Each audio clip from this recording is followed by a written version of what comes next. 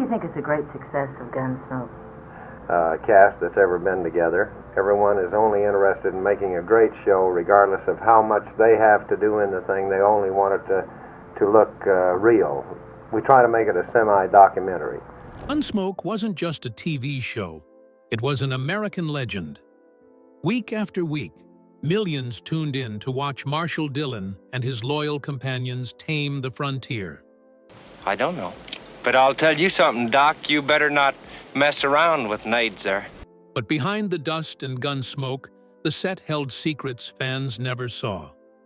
For years, Ken Curtis, who brought the unforgettable Festus to life, kept quiet. Only near the end did he finally open up, sharing what really happened when the cameras stopped rolling. Curtis speaks.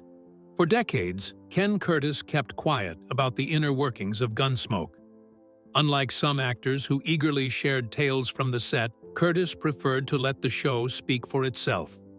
Fans adored him as Festus Hagen, the scruffy but lovable deputy whose quirky charm balanced Marshal Dillon's steady authority.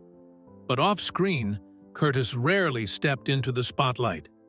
He wasn't one to feed gossip magazines or chase headlines. That restraint only deepened the mystery.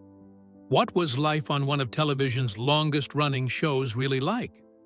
And why did Curtis choose to keep those answers locked away for so long? Part of the intrigue came from Gunsmoke's reputation. To viewers, it looked like the perfect blend of hard-edged drama and warm camaraderie. Week after week, audiences saw the characters working together, standing shoulder to shoulder through danger, loss, and the endless challenges of frontier life. It was easy to imagine that same bond carried over when the cameras stopped rolling. But even as the series thrived, rumors swirled.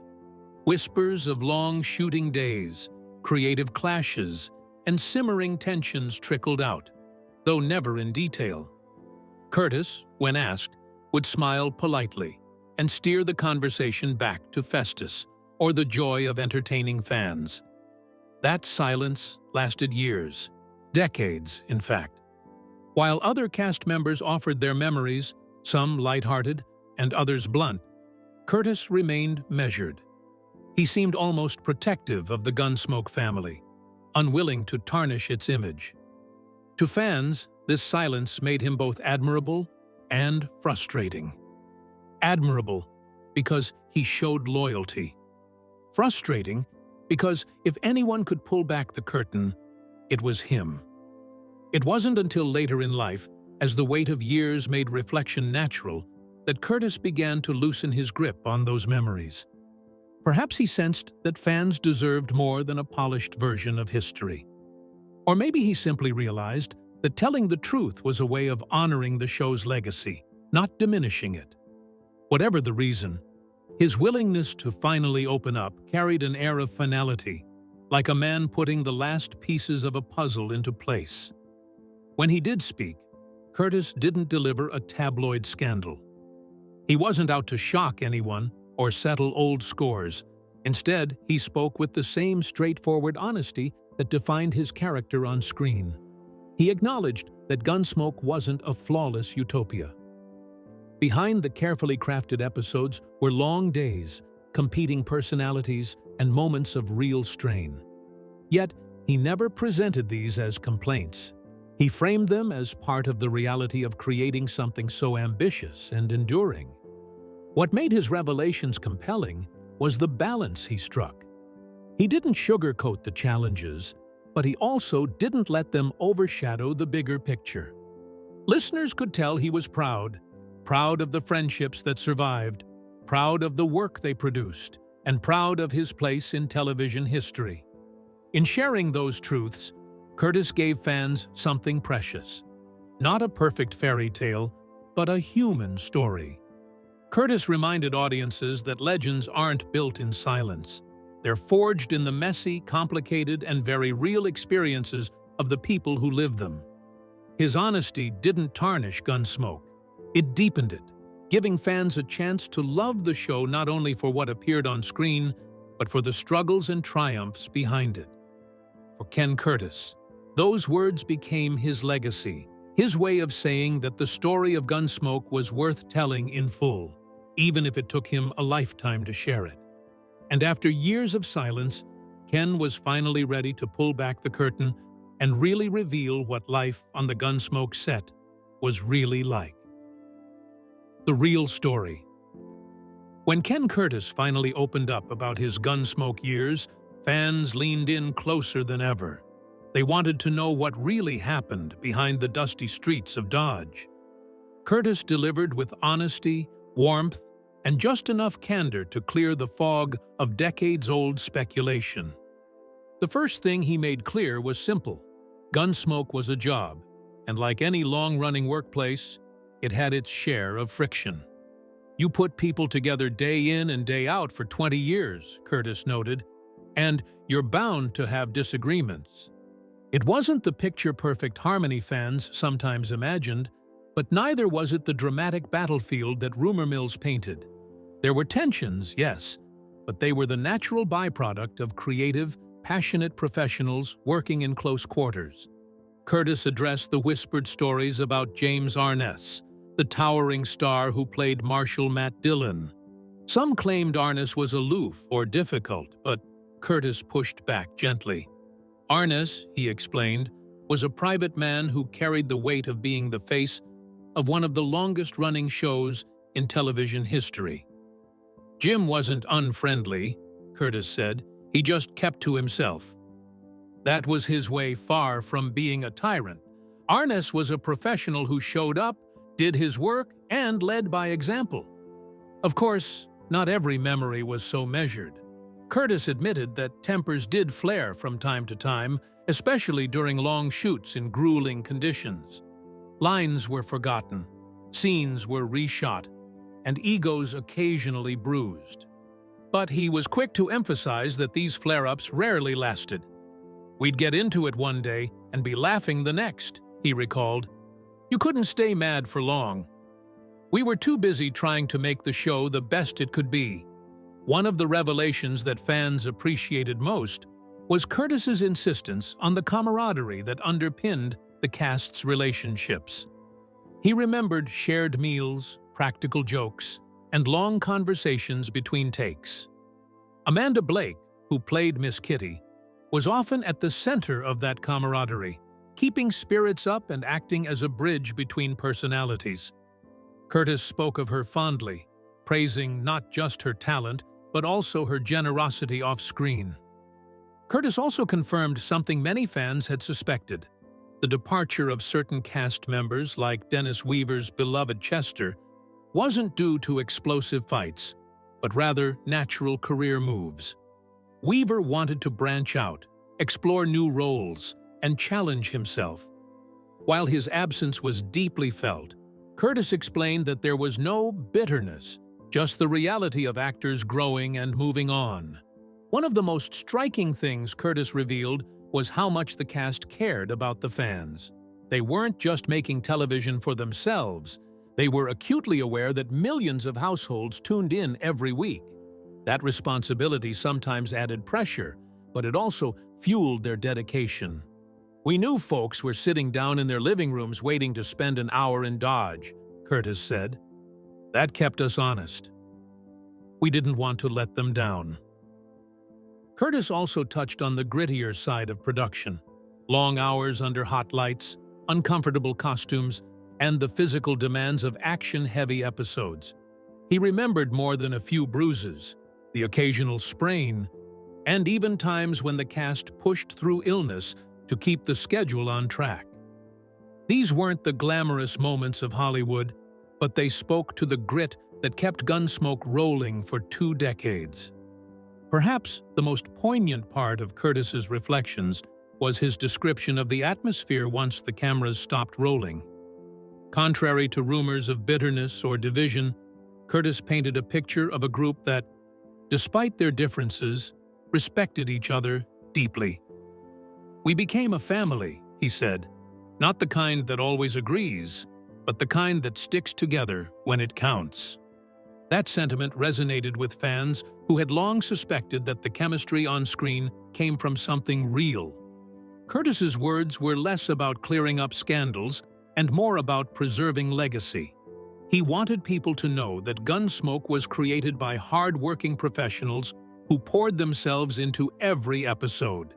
Yes, they had clashes. Yes, personalities sometimes collided. But what endured was the dedication to storytelling and the bonds formed through years of shared experience.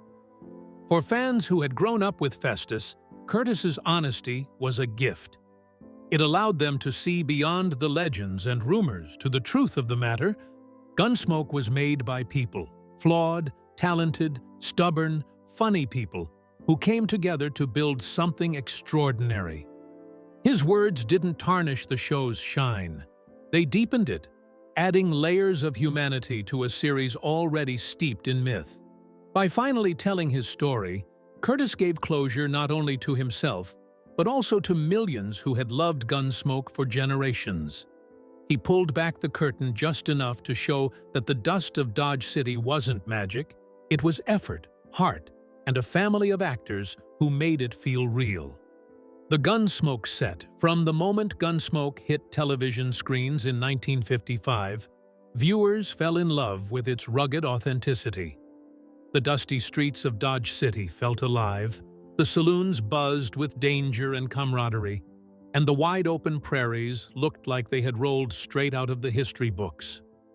For audiences at home, it was easy to assume that the actors enjoyed the same kind of tight-knit bond that their characters shared on screen.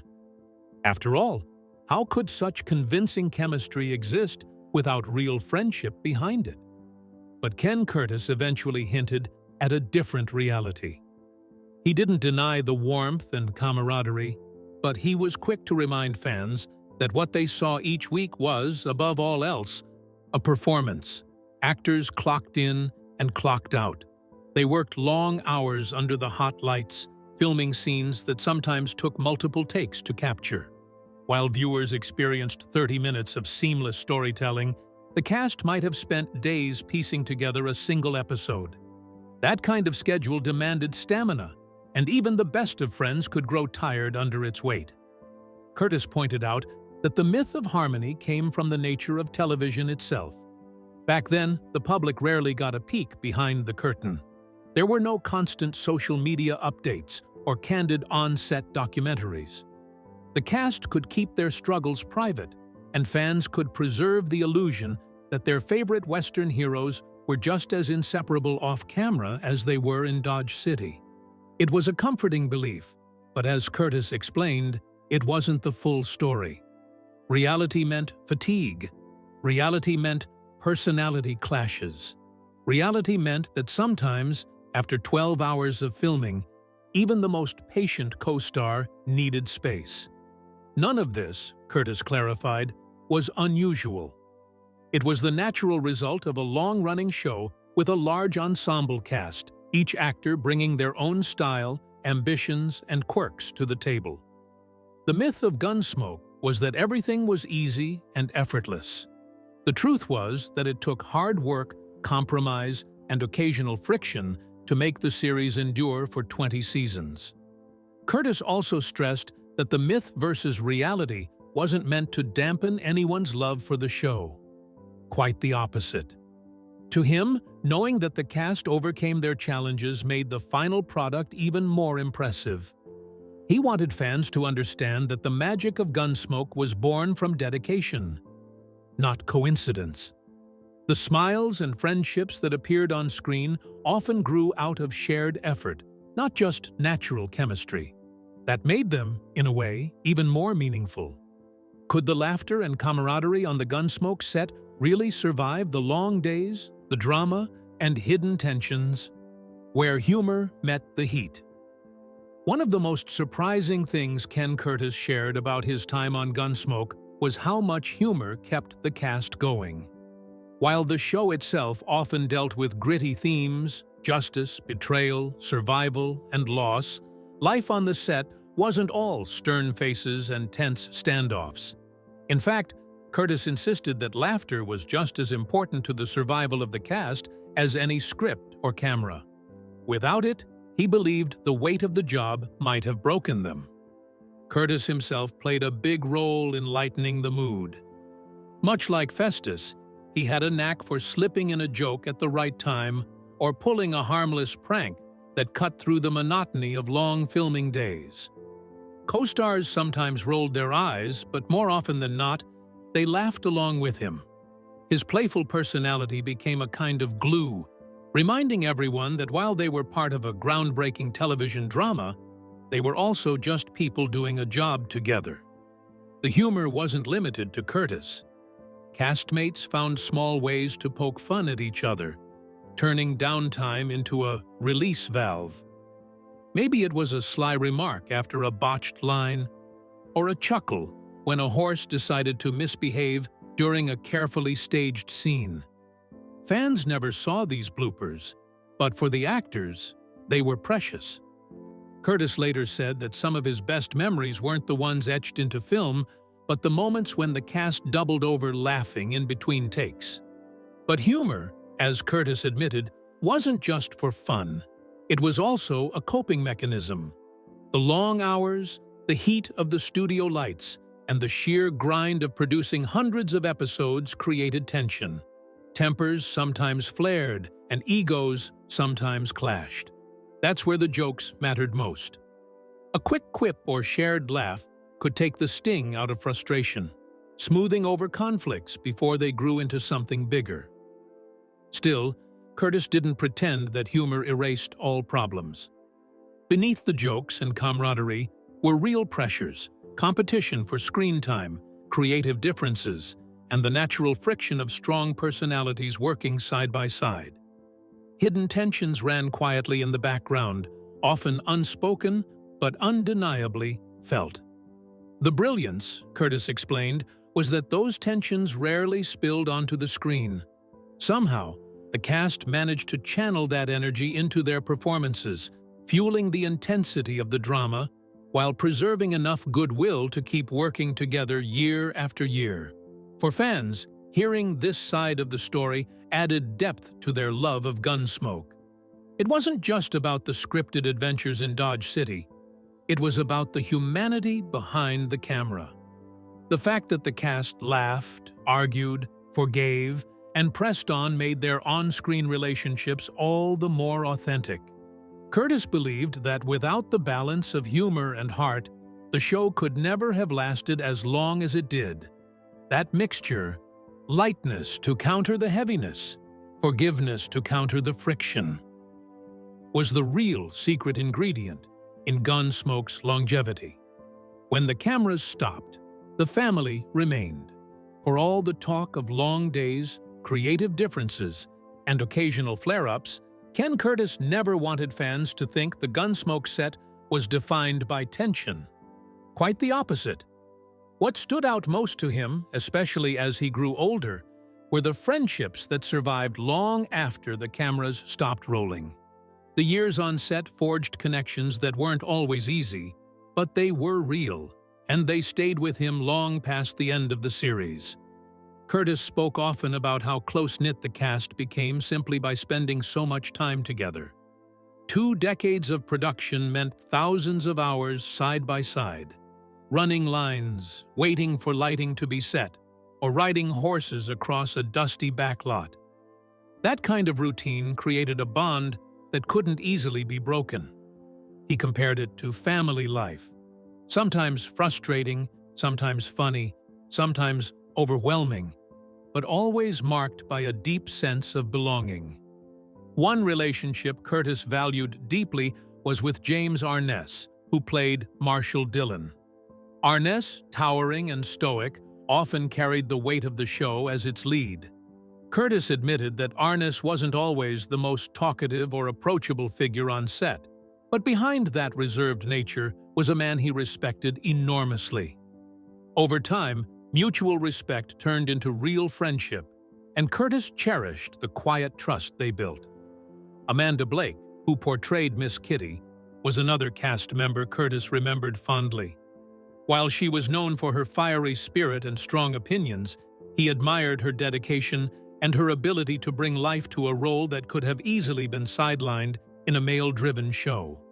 Their banter on set often spilled over into light-hearted conversations off-camera, giving Curtis memories he held on to long after she left the series. Friendship wasn't just about the main stars either.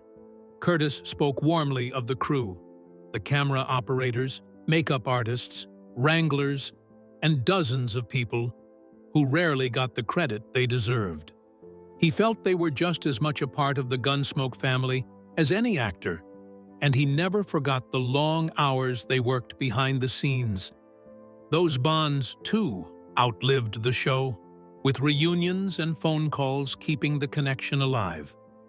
Perhaps the strongest sign of these enduring friendships was the way the cast supported one another after Gunsmoke ended. They checked in on each other during tough times, celebrated milestones together, and never seemed to lose that sense of shared history. For Curtis, these relationships were the proof that the show was more than a job. It was a life chapter, one that tied him to people in ways few outside of television could fully understand. In his later reflections, Curtis emphasized that the friendships mattered more than the fame. The applause of audiences came and went, but the bonds he carried with his castmates stayed. Storms behind the scenes. No family, whether real or found, gets through years together without a few storms. Ken Curtis was quick to admit that life on the Gunsmoke set wasn't always smooth riding. The long days, high expectations, and constant grind of keeping a hit show alive created plenty of opportunities for tempers to flare. Arguments weren't an everyday occurrence, but they happened often enough to remind everyone that even TV legends were still human. Curtis explained that the root of many disagreements wasn't personal dislike, it was pressure. The cast and crew faced deadlines week after week. Episodes had to be shot quickly, often under tough conditions. If someone flubbed a line, arrived late, or grew impatient with a retake, frustration could ripple through the set. In a group of strong personalities, those ripples sometimes turned into waves. Curtis never denied that voices were raised and egos bruised along the way. What mattered most, though, was how those conflicts ended. Rarely did arguments linger past the day they started. By the next morning, most actors showed up ready to move forward, having quietly let go of whatever had sparked the flare-up. Curtis described this rhythm almost like a reset button. Fight, cool down, and then remember that the show itself mattered more than any single disagreement. James Arness, the tall and steady figure who anchored Gunsmoke, often played a quiet role in smoothing over disputes. Curtis admired how Arness rarely lost his temper, even when things got tense. His calm presence served as a reminder to the others that the work came first. Amanda Blake, on the other hand, wasn't afraid to speak her mind during conflicts, but she also had a knack for diffusing tension with humor once the storm had passed. Each cast member brought their own way of handling friction, and together, those approaches kept the set from boiling over. Curtis believed these moments of conflict, as uncomfortable as they were, actually strengthened the cast. Like any family, they tested one another, argued, and sometimes clashed hard. But by working through those rough patches, they built a resilience that showed up on screen. The loyalty and chemistry fans saw in Dodge City weren't fake, they were forged in part by those very disagreements. Looking back, Curtis didn't describe these conflicts with regret. Instead, he spoke about them as part of the natural rhythm of a long-running show. 20 seasons is an incredible stretch for any series, and he felt it would have been impossible to get there without moments of friction. To him, the real story wasn't that tempers flared, it was that the cast had always found a way to patch things up and move forward together. For Curtis, this was the essence of Gunsmoke. Not perfection, but persistence. The arguments came and went, but the work endured, and so did the bonds. In the end, what survived wasn't the shouting matches, but the respect that followed. Ever wonder what shaped the man who would become television's most beloved scruffy deputy? From singer to screen legend. Before he ever strapped on Festus Hagen's worn boots and shuffled into Dodge City, Ken Curtis had already lived a life full of unexpected turns. Born in 1916 in Colorado, he grew up in a small-town setting that gave him a first-hand sense of rugged living. Music came into his world early, and while most fans today remember him for his raspy Festus drawl, Curtis's first claim to fame wasn't acting at all. It was singing. Curtis had a smooth baritone voice that carried him far. He joined the famed Sons of the Pioneers, a Western singing group that had already become a household name thanks to their connection with Roy Rogers. With them, Curtis performed songs that celebrated cowboy life, wide-open prairies, and the kind of romance that audiences associated with the American West. Those years honed his showmanship and gave him a stage presence that would serve him well when Hollywood eventually came calling. Acting wasn't Curtis's original path, but fate had other ideas. He began landing small roles in films during the 40s, often cast in westerns where his natural ease with horses and his musical background gave him an edge. Over time, those minor roles grew into more substantial parts, though it was clear that Hollywood hadn't quite figured out how to use him yet. He was talented, likable, and versatile, but he hadn't yet found the character that would define his career. That changed when Gunsmoke entered his life. By the time Curtis joined the show in the early 60s, Gunsmoke was already a massive success. The challenge for him was stepping into a world where audiences were fiercely loyal to existing characters. His role as Festus Hagen began as a recurring part, but it didn't take long for fans to embrace him. Festus was unlike anyone else in Dodge, scruffy, humorous, and endlessly resourceful. He wasn't polished like some of the other deputies, but that was exactly his charm. Curtis poured himself into the character. He gave Festus his distinct, gravelly voice, an accent that became instantly recognizable to viewers. He added quirks, mannerisms, and a sense of humor that made Festus feel authentic rather than cartoonish. Behind that rough exterior, Curtis layered in heart and loyalty, qualities that made Festus more than just comic relief.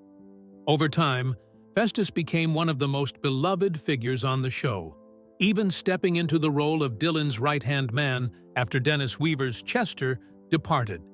Off-screen, Curtis remained humble about his success. He often credited his background in music and his years of hard work in smaller roles as preparation for Festus. He didn't see the character as a lucky break, so much as the natural result of everything he had learned along the way. Fans may have been charmed by Festus's twangy humor, but Curtis himself knew the real key was authenticity. He believed audiences could always tell when someone was faking it, and with Festus, there was nothing fake at all.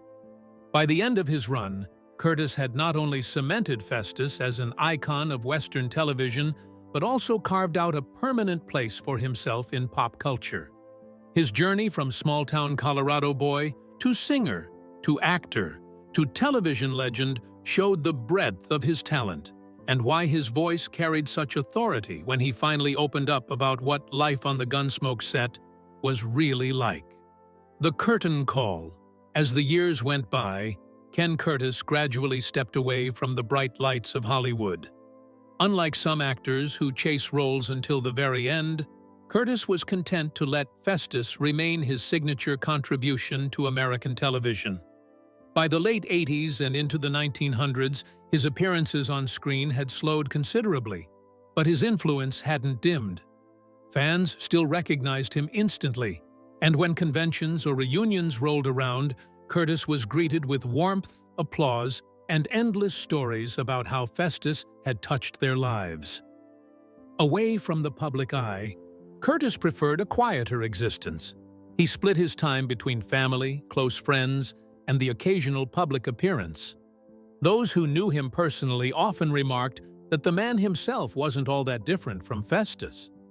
Sure, Curtis was better groomed and more articulate off-screen, but he carried the same twinkle in his eye and the same mischievous humor that audiences loved. Even in his later years, he never tired of hearing fans tell him, "Festus was my favorite." But with age comes reflection. Curtis began to sense that his time was winding down, and with that came a desire to leave things clear for the fans who had supported him for decades. Over the years, countless rumors had swirled about the Gunsmoke set, stories of tension, clashing egos, and whispered feuds. Some of these tales had grown so large, they almost overshadowed the show itself. Curtis, who had mostly stayed silent while others gave their versions of events, decided that near the end of his life, it was time to put his cards on the table. He didn't do it for drama. That wasn't his style. Instead, he wanted fans to know the truth from his own perspective. He believed they deserved that honesty, especially since Gunsmoke had meant so much to them for so long. When Curtis finally shared his memories, what emerged wasn't a tabloid-ready scandal, but a deeply human picture of life on set. There were arguments, yes, and moments when tempers ran hot. But there was also laughter, camaraderie, and a bond that endured far beyond filming. Those who heard Curtis speak in those final interviews often said his words carried a kind of peace. He wasn't bitter or defensive. He wasn't looking to score points or settle scores. Instead, he seemed intent on closure, not just for himself, but for the millions of viewers who had grown up watching Gunsmoke. He wanted them to understand that what happened behind the scenes was part of the natural push and pull of creative people working hard to make something extraordinary. By the time Curtis passed away in 1991, he had given fans not just decades of entertainment, but also the gift of transparency. His willingness to talk about the Gunsmoke years near the end of his life gave the audience a sense of completion. It was as if Festus himself had tipped his hat one last time, leaving fans with a smile and a story to carry forward. Ken Curtis's words remind us that behind every legend lies a very human story worth remembering. If you enjoyed this journey through Gunsmoke's past, don't forget to hit subscribe for more untold Hollywood stories.